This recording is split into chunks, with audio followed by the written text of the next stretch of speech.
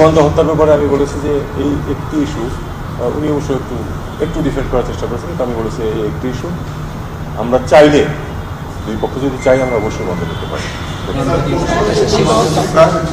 সীমান্ত নিয়ে আমি শুধু এটুকু বলেছি যে একটা দুই দেশের একটা গুরুত্ব দিয়েছে, আপনারা হয়তো দেখেছেন, সেটা হলো যে এটা পিপল সেন্ট্রিক হবে। এই সরকার আর সরকারের মধ্যে শুধু সম্পর্ক, মানুষের কোনো ভূমিকা থাকবে না সেখানে। মানুষ সন্তুষ্ট হলো অসন্তুষ্ট হলো, আমি তাকে এটাও বলেছি যে আছে কিছু সমস্যা সেটা আমাদের দূর করতে হবে।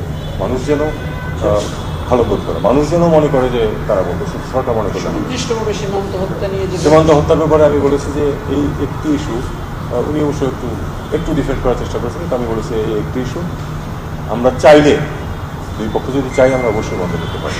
সেটা আমি বিশ্বাস করি। আমি তাকে এটাও বলেছি যে আমি যখন মুক্ত মানুষ ছিলাম তখন এটাকে প্রচুর লিখেছি, বিভিন্ন যখনই সুযোগ হয়েছে আমি লিখেছি, এবং সেটা আমার বিশ্বাস, আমার সেই বিশ্বাস এখন আছে যে চাইলে আমরা এটা বন্ধ করতে পারি।